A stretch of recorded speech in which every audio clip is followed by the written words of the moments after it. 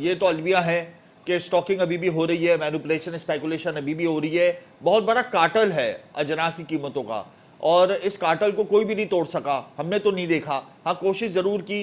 इस साल हमने एक क्रैकडाउन देखा ज़खीरा अंदोज़ों के ख़िलाफ़, ये एक अच्छी बात थी, और उससे अजनास की कीमतों में थोड़ी बहुत फ्लक्चुएशन आई।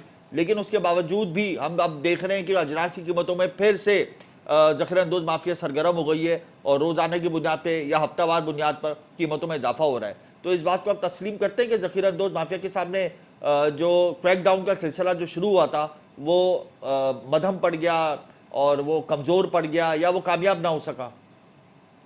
देखिए, जब जो ज़ख़ीरा अंदोज़ों पे क्रैकडाउन जो सख्त हुआ था ना, जी, वो अभी कम हो रहा है। जो क्रैकडाउन और सख्त होना चाहिए था, मैं यानी ये कहता हूँ। क्रैकडाउन थोड़ा सा कम हुआ है, आप ये कहने के ज़ख़ीरा अंदोज़ माफिया को थोड़ी सी छूट दे दी है। हाँ, देखिए उसमें ये फायदा हुआ है कि जैसे स्मगलिंग चीनी की रुकी। जैसे अभी आप चीनी का रेट आप अफगानिस्तान का पूछेंगे तो तकरीबन 260 रुपए किलो है।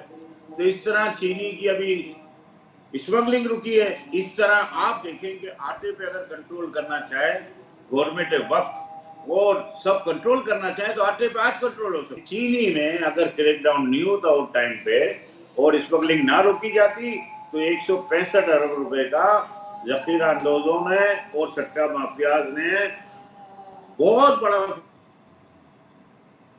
फायदा उठाया, जो 165 अरब रुपए। और मैं गंदम 55 रुपए किलो सपोर्ट प्राइस थी पिछले साल, जी, उसको 100 रुपए 7 महीने पहले कबल वक्त किया गया और उसको 130 तक बेचा गया ज़ख़ीरा अंदोज़ों ने। आप मुझे बताएं, आपका कैलकुलेटर फेल हो जाएगा और आप बोलेंगे इतनी रकम।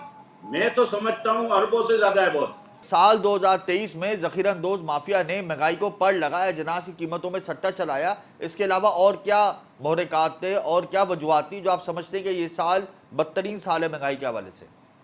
मैं ये समझता हूं कि ये बदतरीन साल है, इसमें कोई शक नहीं है। इससे पहले जो 16 महीने गुजरे थे, 16 महीने क्या, उसको हम समझ लें 12 महीने, वो भी खतरनाक गुजरे हैं, जिनमें सट्टा माफिया सब ने मजा किया है। और ये बात आपकी वजह है। लेकिन मैं आपको ये भी आज बता दूं कि रिटेल बेस पे आज तक कमी नहीं हो रही है। जब आप कोई चीज 480 की लेते हैं तो 600 की बिक रही है। कोई चीज आप 270 रुपए की ले रहे हैं वो 330 की बिक रही है।